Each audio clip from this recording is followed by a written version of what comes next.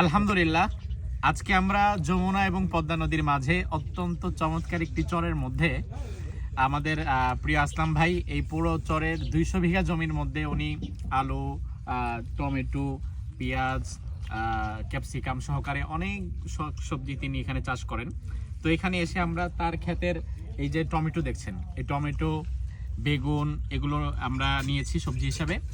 আর ডান দিকে আছে হচ্ছে আমাদের চান্দু মোল্লা, হচ্ছে এই ঘাটের সবচেয়ে বড় মাছ ব্যবসায়ীদের একজন। তো মাছটা ভাইয়ের পক্ষ থেকে উনি স্পন্সর করেছে। এখানে আমরা একটা মাছ নিয়েছি, এটা হচ্ছে কাজলি মাছ, বাসা মাছ, পাবদা মাছ। এরপর আবার এই যে পদ্মা নদীর থেকে মাত্র ইলিশ ধরে আনছে, ধরে এনে ভাজি করে এখনই দিছে। আর এটা হচ্ছে শিং মাছ, ট্যাংরা মাছ, অনেকগুলো মাছের আইটেম। তো আলহামদুলিল্লাহ, চরে এসে যদি চরের মানুষের মতো ইনস্ট্যান্ট শাকসবজি মাছ ধরে খাওয়া যায়, এর অনুভূতি যে আসলে কেমন এটা বলে বোঝানো যাবে না।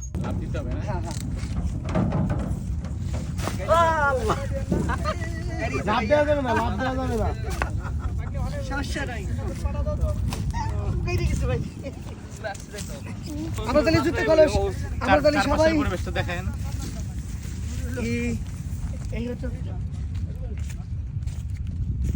খাইতে পারতাম পেটটা বুঝে সালাদ বানায়া। এর আগের বার যখন আসছি বিশাল টমেটোর সমাহার এই যমুনা এবং পদ্মা নদীর একটা চরে। এই চরের ভেতরে প্রায় 200 বিঘা জায়গা আমাদের এই যে আসলাম ভাই মুফতি সাহেব, উনি এটা লিজ নিয়ে চাষাবাদ করে। টমেটো, আলু, পেঁয়াজ, বেগুন, পটল মটল যা আছে, চিয়া সিড থেকে শুরু করে। তো এই চরে আমরা আসছি আজকে, এবং এই চরের মাঝে আমাদের কিছু রান্না বান্না হচ্ছে। আমাদের চান্দু মোল্লা ভাই তিনি মাছের ব্যবসা করেন। তো আজকে এখানে কি কি মাছ দিয়েছেন আপনি? এখানে আছে কাজলি মাছ, ট্যাংরা মাছ, আর এই মাছ কি বলে ওই চাপলা মাছ ভাই। ও বাবা গো, পুড়ে গেছে তো। উঠান ভাইয়া, বিসমিল্লাহ। ডাল দিন পুরেন আপনি, অনেক গরম। বিসমিল্লাহ। আলহামদুলিল্লাহ, এটা তো পদ্মা নদীর। জি ভাইয়া, এই যাবত যা খাইছেন, যা পাঠাচ্ছি সবই নদীর মাছ খাইছেন। লাগছে ভাই, এটা সবই আপনার জন্য। আলহামদুলিল্লাহ ভাই, সবাই এমন ভাবে বলেন না যে সব আমি একা খাইতেছি।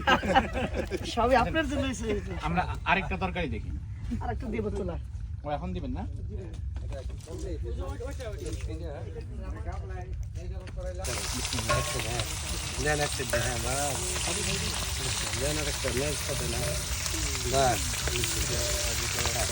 আবার